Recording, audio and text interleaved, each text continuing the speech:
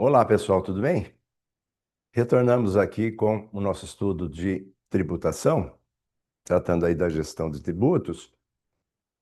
Lembrando que na última aula nós colocamos para vocês alguns artigos para que vocês possam estudar, verificar a respeito de competência tributária, tanto da União como Distrito Federal, municípios, estados e também aí alguns artigos do Código Tributário Nacional ali indicado para que vocês possam então fazer esse estudo.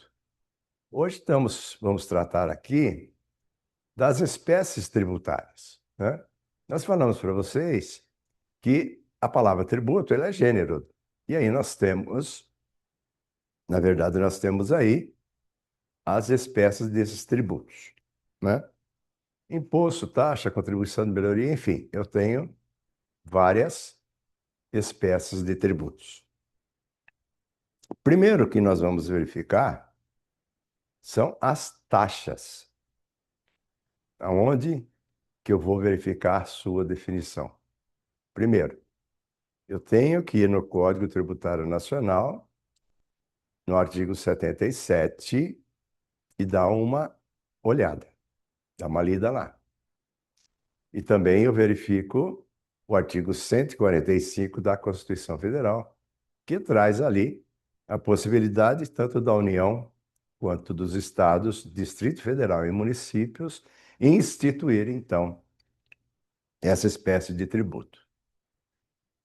Se nós pegarmos aí o artigo 77, 78 ali do Código Tributário Nacional, nós vamos observar que o fato que gera a tributação pela taxa, eu tenho pelo exercício de poder de polícia e por serviço público prestado.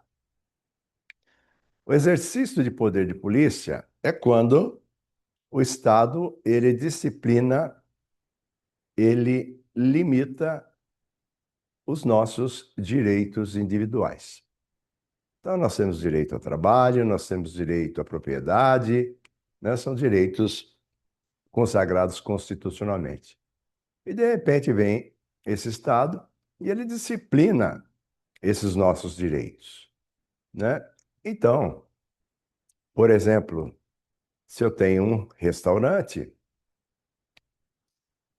concernente à questão aí da vigilância sanitária, e vem e diz, olha, você tem alguns procedimentos, um disciplinamento para exercer seu direito do trabalho, né? Você tem que ter, no seu estabelecimento, você tem que ter extintores de incêndio, você tem que trabalhar de toquinha, enfim, ele disciplina, então, esses nossos direitos, eles limitam, então, esses nossos direitos. O Estado, então, trazendo normas para isso, regras para isso.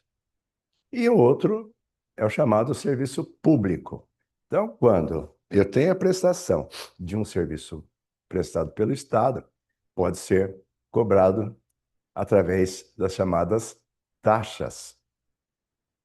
Vamos pegar primeiro o artigo que trata, então, do primeiro fato gerador, que é o poder de polícia, né? O poder de polícia está lá no artigo 78. Então, por exemplo, se eu quero ter uma arma, existem regras específicas, requisitos que eu tenho que preencher para poder obter essa arma. Assim também, como eu vou acionar o judiciário, eu tenho que pagar pelo serviço também prestado por esse judiciário.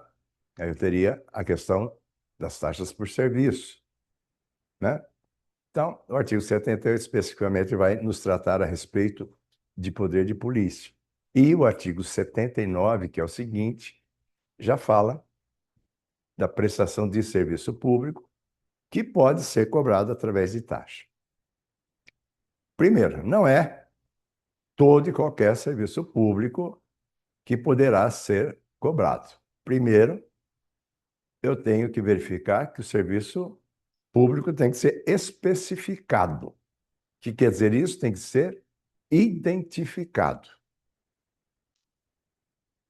E o segundo, que esse serviço público seja específico, divisível, né? Então, eu tenho serviço público específico, está lá especificado, e segundo, divisível. Divisível é que eu posso, então, vislumbrar quem utilizou, mensurar quanto que foi utilizado daquele serviço. Perfeito? Esse serviço, quando é prestado, esse serviço ele pode ser utilizado efetivamente pelo cidadão. Quando efetivamente esse cidadão ali, então, utiliza esse serviço. Então, eu tenho lá a coleta de lixo, estou pagando uma taxa da coleta de lixo e efetivamente eu coloco o lixo ali. E aí passa a administração pública e recolhe esse lixo. Efetivamente eu estou utilizando, né? Ou potencialmente está ali sendo colocado à minha disposição, mas eu não estou utilizando, né? E se utilizar, essa utilização vai ser compulsória daquele serviço. Então, se eu tenho uma rede de esgoto, se eu não ligar, né, a minha propriedade à rede de esgoto, ainda não vou precisar, existe a manutenção daquela rede. E essa manutenção daquela rede eu teria que pagar, então, por isso. E veja, eu não estou usufruindo efetivamente, mas o serviço está ali potencialmente colocado à minha disposição. Então, essa é a ideia. O serviço público, para ser cobrado através de taxa, tem que ser serviço público específico, eu tenho que indicar. Serviço público divisível, onde dá para identificar por quem utilizou e quanto utilizou. Esse serviço pode estar sendo utilizado efetivamente, ou esse serviço está colocado à disposição do contribuinte e, naquele momento, o contribuinte não está utilizando. Mas, se for utilizar, é obrigatório utilizar aquele serviço. E esse serviço, portanto, está ali potencialmente colocado à sua, então, disposição, né? É uma utilização em potencial. A figura, então, serviços públicos efetivos e divisíveis, né? Serviço específico está colocado aí para vocês e a questão da divisibilidade que nós falamos para vocês está colocado aí também, né, no na nossa tela aí, ok? Então, serviço público específico e serviço público divisível. Exemplo de taxa em razão do disciplinamento dos nossos direitos, o chamado poder de polícia. Então, pode ser cobrado uma taxa em razão de você colocar uma publicidade da sua empresa numa área pública. Pode ser cobrada a taxa em razão do porte de arma, no concernente aí à segurança. Pode ser cobrado taxas de vigilância sanitária referente à fiscalização do seu estabelecimento na área sanitária. Pode ser cobrado taxa em razão da instalação, do funcionamento, da localização do seu estabelecimento. Pode ser colocado também ou cobrado uma taxa em razão da construção. Você vai construir, então haverá uma fiscalização nessa construção. E aí, para liberar o habite-se, após a fiscalização, tem o pagamento de taxa. Então, veja que essas taxas, elas são cobradas em razão do exercício desse chamado poder de polícia. Em razão de serviços públicos, eu tenho a coleta de lixo, né, que é a limpeza ou serviços urbanos. É um serviço que está ali, colocado à minha disposição. Eu pago também quando eu preciso de um documento. Então, você está me prestando um determinado serviço, vai me fornecer um documento, eu pago, então, aquela taxa. Eu vou incitar o Poder Judiciário, vou promover uma ação Então, eu peço um serviço ao Poder Judiciário e tenho que pagar, então, as taxas judiciais. Então, esses são exemplos de taxas, então, para serviços.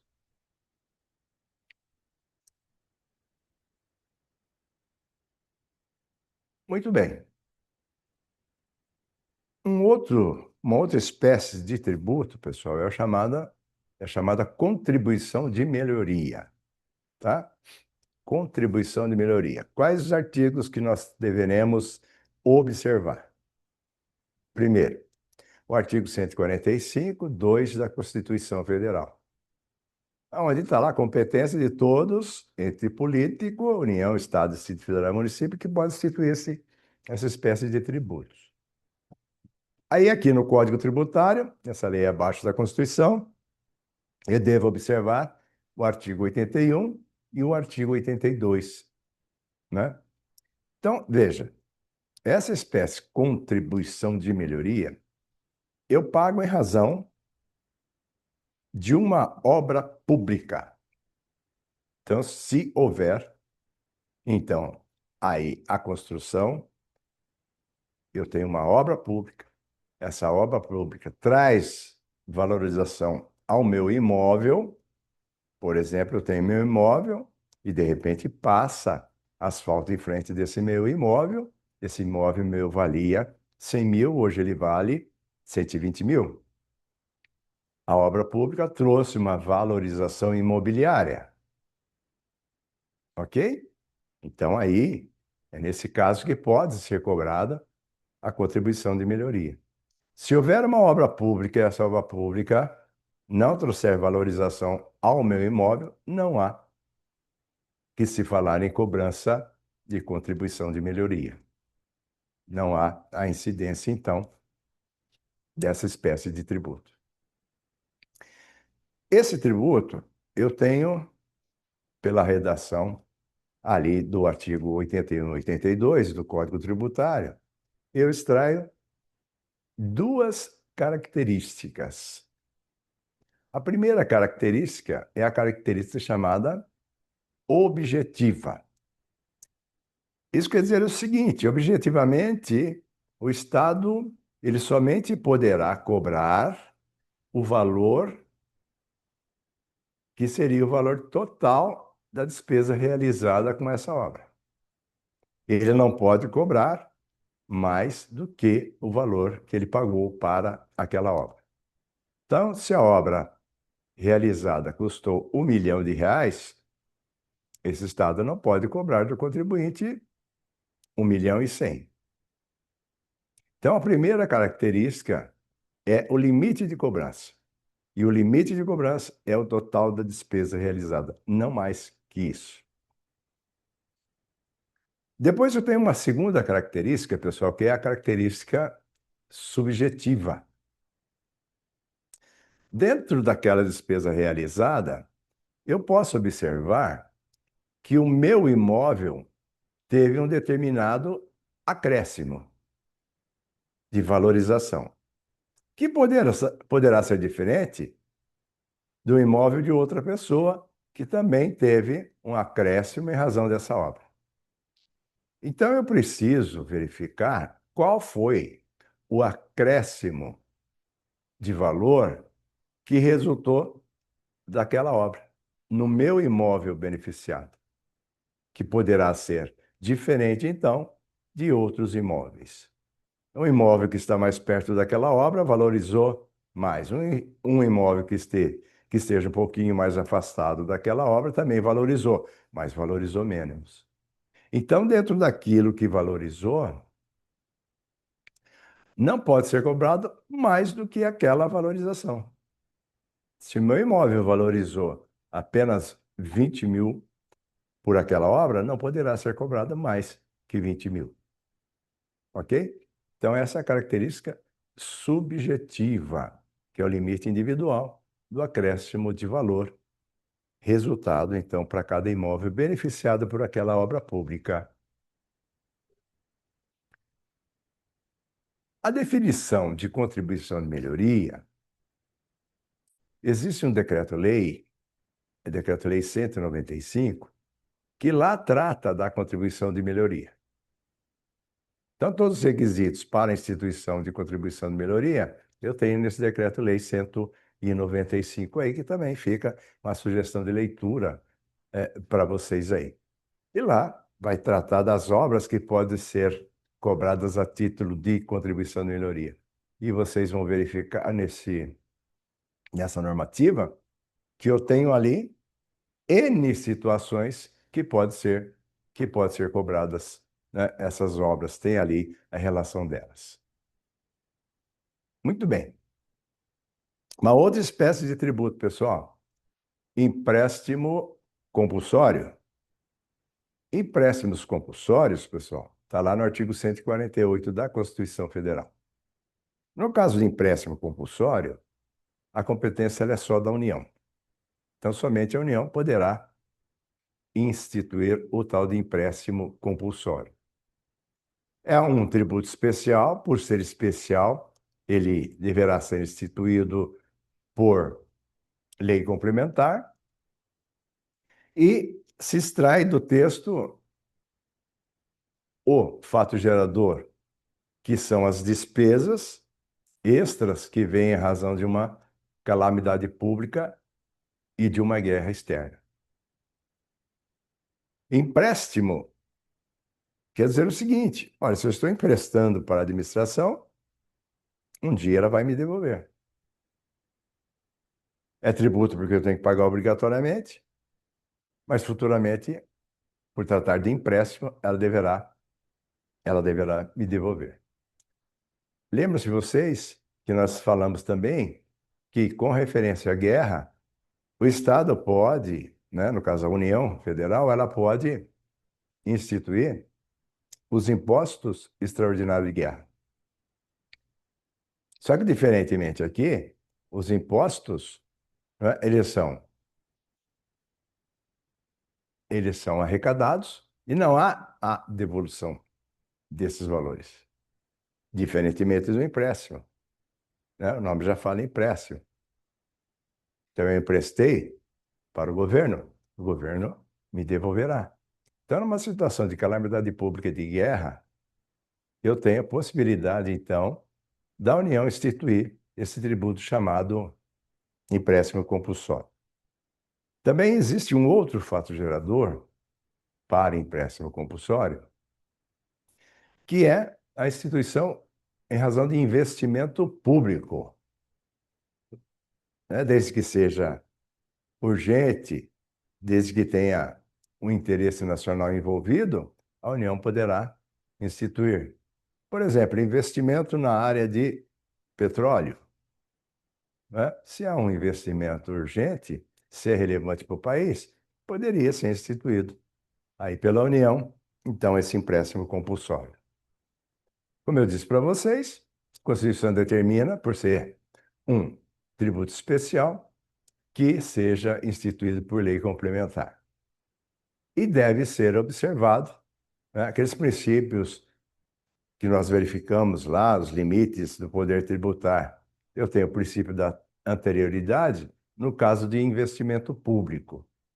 Então, se instituído empréstimo compulsório em 2026, para investimento público, ele só poderá ser exigido em 2027. Mas isso não acontece, é claro, até por uma questão lógica, no caso de calamidade pública e de guerra. Ali não tem princípio da anterioridade. Mas na iminência de uma guerra, no caso de calamidade pública, pode ser instituído um empréstimo compulsório em 2026 e ser cobrado em 2026 mesmo. Princípio da anterioridade, então, retornando, só se aplica no caso de investimento público.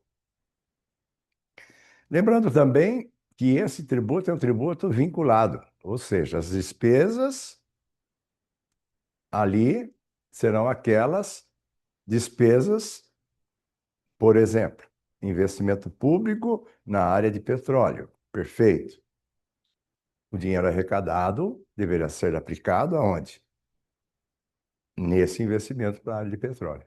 Não pode ser aplicado em outro setor. Perfeito? Daí a razão do tributo ser vinculado. Um caso emblemático que nós tivemos aqui na época do governo Collor foi instituído lá um empréstimo compulsório, né? Só que foi ilegítimo aquela cobrança por dois motivos. Não havia investimento público, não havia situação de calamidade pública ou de guerra naquela oportunidade, e pior ainda, esse empréstimo, ele foi instituído por uma medida provisória. Lembre-se que a Constituição ela fala que empréstimo compulsório tem que ser instituído por lei complementar.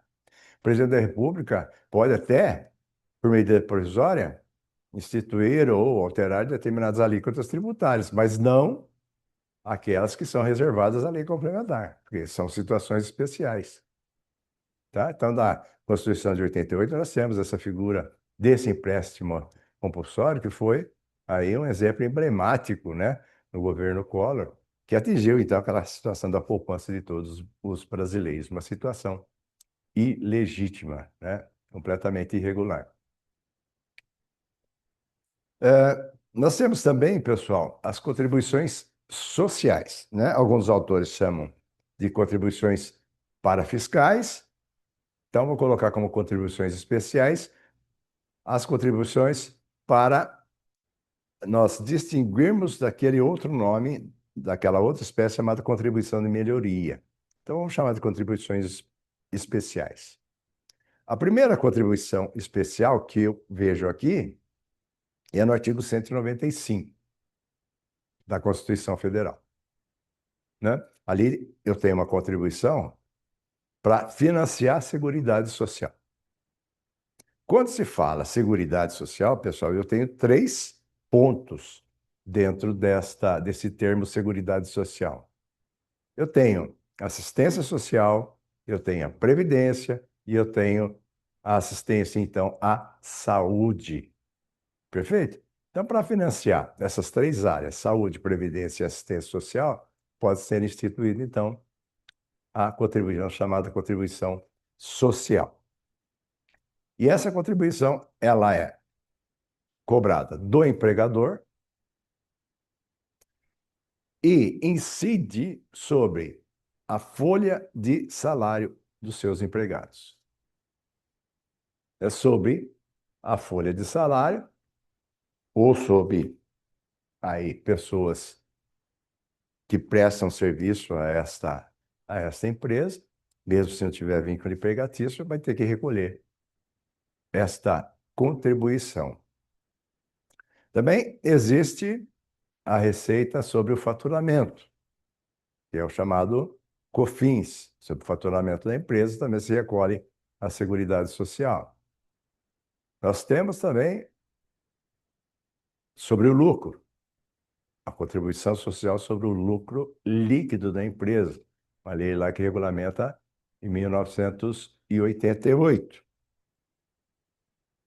Então, sobre aí folha de salário, receita, faturamento e sobre o lucro ligado ao empregador. Então, é o empregador que acaba recolhendo. Depois nós temos contribuição à Seguridade Social também dos trabalhadores. Então, aí eu tenho os trabalhadores que também colaboram, assim como o empregador. Eu tenho outros segurados da Previdência Social, que também colaboram. Por exemplo, o trabalhador autônomo colabora também para a Previdência Social. Sobre a receita de concurso de prognósticos. O que é isso, professor? Eu vou fazer minha fezinha lá nas loterias aí da vida, vou jogar na Mega Sena, etc. Então, incide sobre a receita, né, da arrecadação desses concursos, aí também é uma contribuição social. Aquele que importa bens também, ou que importa serviços do exterior, também contribui para a Seguridade Social, recolhe também essa contribuição. E agora, atualmente, Nós temos uma instituição de imposto sobre bens e serviços nos termos de uma lei complementar, aquela que nós já falamos, então, para vocês. Aí vem o imposto IBS, Imposto sobre Bens e Serviços, um novo imposto aí da reforma. E sobre bens e serviços também haverá a contribuição para a Seguridade Social. Outra contribuição especial que nós apontamos para vocês é a contribuição sobre intervenção no domínio econômico. Sigla CID, Contribuição de Intervenção no Domínio Econômico. Veja, quem intervém no domínio econômico é a União. E somente a União pode atuar aí como um agente protagonizador de uma atividade econômica. Então, quando o Estado ele explora uma atividade econômica, quando se tem um relevante interesse público, então o Estado produzindo bens, está desenvolvendo uma atividade econômica. Quando ele assim o faz, ele está intervindo na economia, porque ele é protagonista de uma atividade econômica. Ou a União atua como agente que regula, que normatiza, que coloca regras sobre a economia. A primeira situação está lá no artigo 173, o Estado protagonista de uma atividade econômica. A segunda atuação está no artigo 174, quando a União faz a fiscalização, quando ela incentiva, quando ela faz o planejamento, ou seja, quando ela normatiza e regula a economia do país. Em razão desses fatores, eu tenho a possibilidade de instituir sobre essa intervenção uma determinada contribuição, chamada então de CID. Vou colocar apenas aqui poucos exemplos para vocês, só para ilustrar. Nós temos a CID sobre royalties, né? Aqui eu tenho essa lei 2000 e depois regulamentada por um decreto 2002. Royalties eu tenho uma pessoa que é jurídica, uma empresa, ela tem a licença, ela tem o uso, né, a autorização do uso de conhecimentos tecnológicos, e aí ela transfere essa tecnologia com residentes ou domiciliados no exterior. Então, vai usar minha tecnologia e paga para mim um royalties. Muito bem, sobre esse royalties, sobre esse valor pago ao detentor da licença,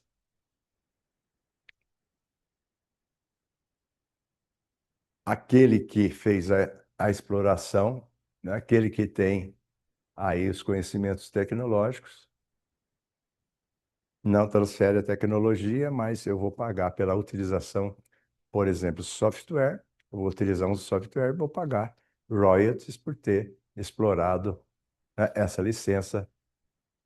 E então eu tenho uma intervenção no domínio econômico aí, quando eu pago, então, esses royalties. O outro exemplo clássico também é a CID combustível, tá? Foi instituído em 2001. Então, o dono do posto, quando ele compra combustível, em razão da quantidade de metros cúbicos de combustível que ele compra, ele paga essa contribuição, né? Então, é a União intervindo aí nas atividades econômicas. Isso é possível e ela aplica, então, uma contribuição, né, cuja nomenclatura é CID, Contribuição de Intervenção no Domínio Econômico. Ok, pessoal? Então, fica aí os artigos para que vocês possam, então, buscar lá na Constituição Federal e no Código Tributário para que possam fazer um bom estudo. Obrigado, um abraço.